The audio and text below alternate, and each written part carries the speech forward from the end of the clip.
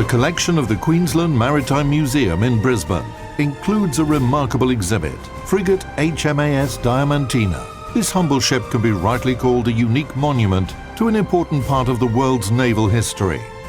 That's because she is the last remaining representative of the River-class ships, which became famous for their contribution to the Battle of the Atlantic in World War II.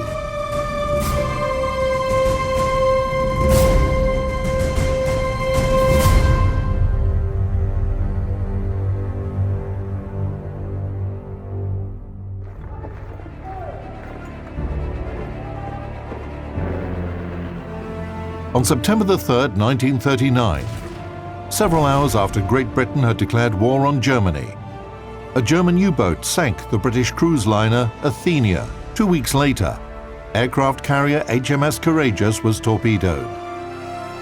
Thus began the Battle for the Atlantic. It was mainly fought between German U-boats, Allied transport convoys, and their escorting ships. The escorts that they were using at that stage for the convoys were small destroyers, mostly left over from World War I, and very small corvettes and sloops. These older warships were unable to handle the conditions of the North Atlantic, both weather-wise, but also did not have the endurance to be able to escort a convoy all the way across the Atlantic from Great Britain to the east coast of the United States.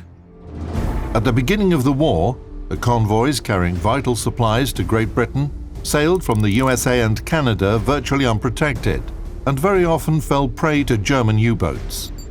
Only in the 200-mile area near the British Isles, the so-called Western Approaches, screening ships met the convoys and escorted them to British ports. They needed a ship built especially for the sole purpose of protecting transport convoys. This type of ship wouldn't bombard coastal defenses or fight against enemy surface targets. It would only engage German U-boats and protect transports in a convoy.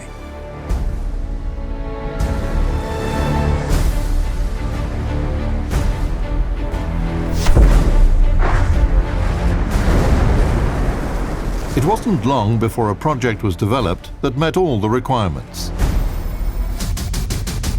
The ship had a great cruising range and was so different from the vessels that usually escorted convoys that the Admiralty brought back a term from the era of sailing ships, the frigate. As the majority of ships were named after British rivers, the entire series became known as the River-class. The River-class project had an important advantage. The ships could be constructed by both specialized military shipyards and civil shipbuilding enterprises. Specifications of the River-class frigate HMAS Diamantina. Length, almost 92 meters. Beam, more than 11 meters. Draft, 4 meters. Displacement, 2,200 tons. Armament. Primary armament, 2 dual-purpose 102mm Mark 16 guns.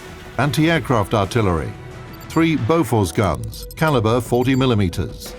4 Oerlikon guns, caliber 20mm. Anti-submarine armament, 4 depth charge rails and 150 depth charges in storage. The main power plant consisted of 2 triple expansion steam engines that produced 5,500 horsepower. Maximum speed 20 knots. Cruising range more than 5,000 miles at 12 knots. The initial actions of German submarines were mostly individual. They acted on their own. But when convoy protection was reinforced, when the Allies constructed many special ships to escort transports, the Germans had to invent a way to overcome their defenses. That's when they devised the so-called wolf pack tactic. It worked like this. A U-boat discovers a convoy. The flagship that commands a wolf pack or a system of wolf packs transmits the order to other U-boats to move to that area, and those U-boats start to gather to intercept the convoy. Lots of them.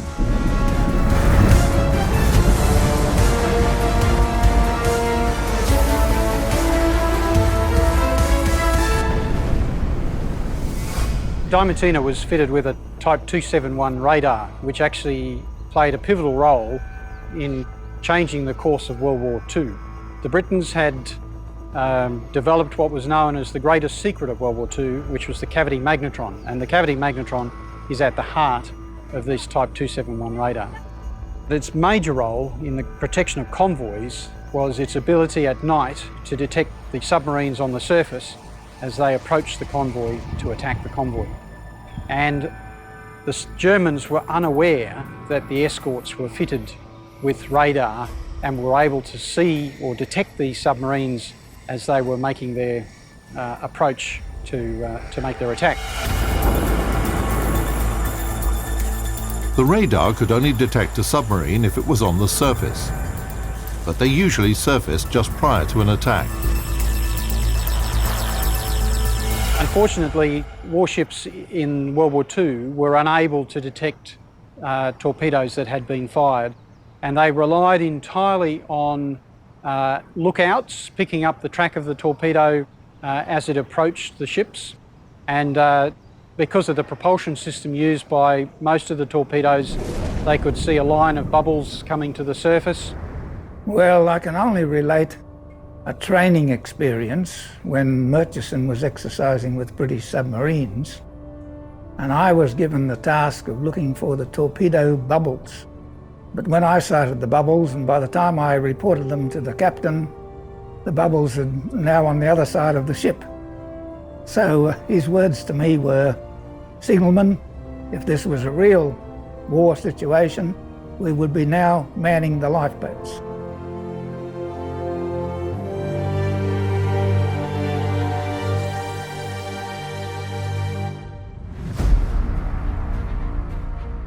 Even if a ship managed to dodge torpedoes, thanks to the vigilance of signalmen, it was difficult to retaliate because the submarine swiftly disappeared from sight. Having launched torpedoes, submarines dived, and they could only be discovered with the help of a special device, sonar. Near the bow of the ship, just close behind us here, is a black dome, and that is the sonar dome fitted to these ships. And the sonar is a bit like a torch beam, which is projecting a sound signal out into the water and hoping to get a reflection back of something like a submarine. And that sonar equipment is directional, and so where it's pointing, where it's looking, where it's sending the beam out is under the control of the operator. And that was one of the vital sensors that these ships had for detecting submarines. A frigate's captain had to deal with the shortcoming of sonar when planning a counterattack against a submarine. It lost contact with the target at a distance of about 140 meters. Thus, the captain had to guess the possible course of the submarine and direct his ship straight towards it. Under the conditions of an intense battle, decisions had to be made in mere seconds, and controlling the maneuverable frigate required some skill, especially in rough seas. Interesting things about here is that the helmsman who is steering the ship is actually unable to see where we're going. And that's fairly typical of British warships of the Second World War. Orders come down to the helmsman from the bridge deck above us, where the captain or the officer of the watch is actually giving the instructions for steering the ship, and also for giving the engine orders here through the telegraphs, which are then down to the engine room to change the ship's speed.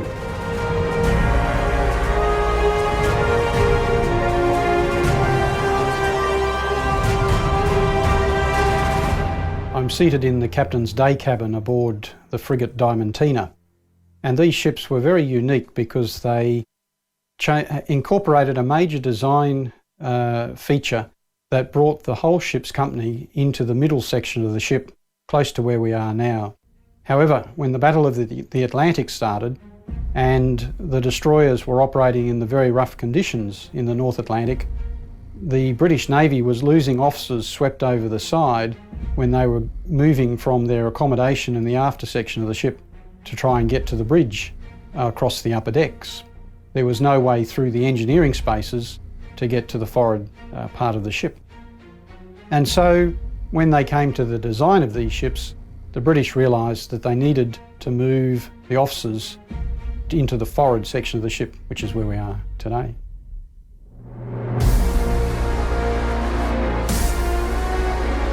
At the end of April 1943, after a week's storm-filled cruise, convoy ONS-5 was intercepted by a wolf pack.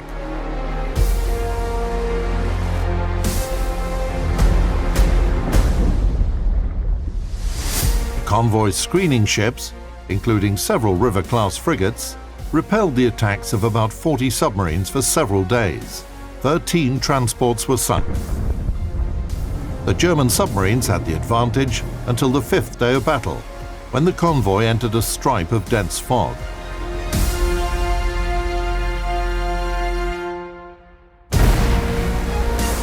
In a single moment, hunters became prey, betrayed by the bright markings on radar screens of escorting ships.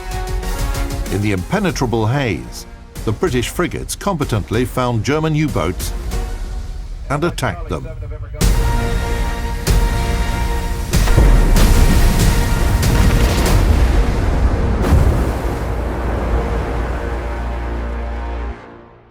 For combat against a submerged submarine, the ship carried over 100 depth charges in its depth charge magazine, and these were large cylinders full of explosives that they would either roll off the stern or launch out from the side of the ship in a pattern set at different depths to try and explode around the submarine and close to the submarine, and either to crush the submarine or force the submarine back to the surface.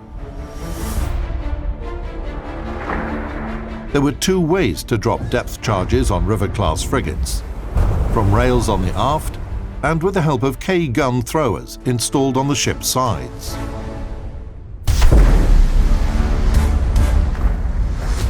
The simultaneous use of these two methods increased the effective area and probability of damaging a submarine.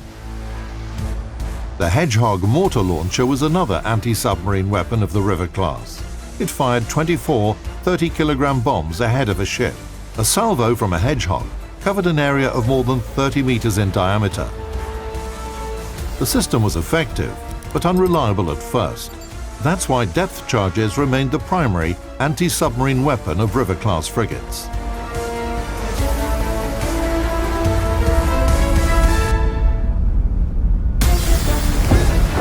However, escorting ships had to engage submarines in artillery duels quite often as well.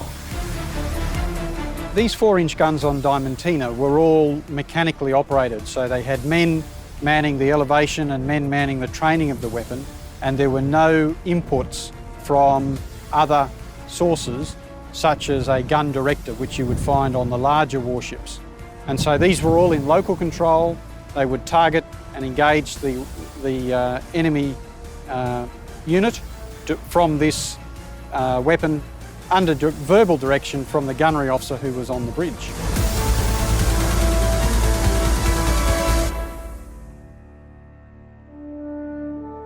At the time when, in the Northern Hemisphere, the grandiose battle for the Atlantic reached its turning point, Walker's Limited shipyard in Maryborough, Australia, laid down frigate HMAS Diamantina. By the moment of her launch, the Atlantic was basically clear of German submarines, thanks in no small part to British River-class frigates.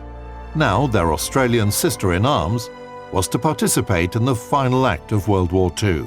The frigate was commissioned in April 1945. Diamantina took part in operations against Japanese troops in New Guinea, near Solomon Islands, and Bougainville Island. Diamantina has, in my mind, 3 claims to fame. First of all, she is the last Australian warship to fire a shot at the Japanese in the Second World War. The second claim to fame was that the Japanese garrison at the islands of Nauru and Ocean Island in the Pacific actually surrendered on the quarterdeck of this ship. And the third claim is that she's the last in the world of this class of ship.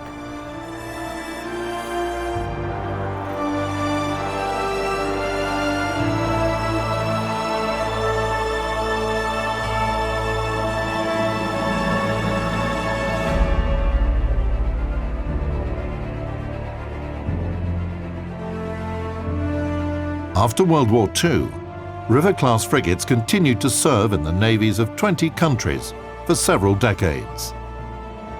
In 1959, Diamantina was re-equipped as an oceanographic survey ship. Her contribution to the study of ocean depths was acknowledged when a fracture zone in the Indian Ocean was named after her.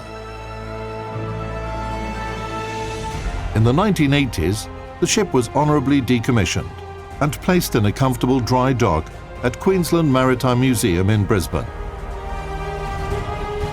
Now the bright Australian sun warms the deck of the last ship from the River class, a family of small ships that struck terror into German wolf packs in the Northern Atlantic.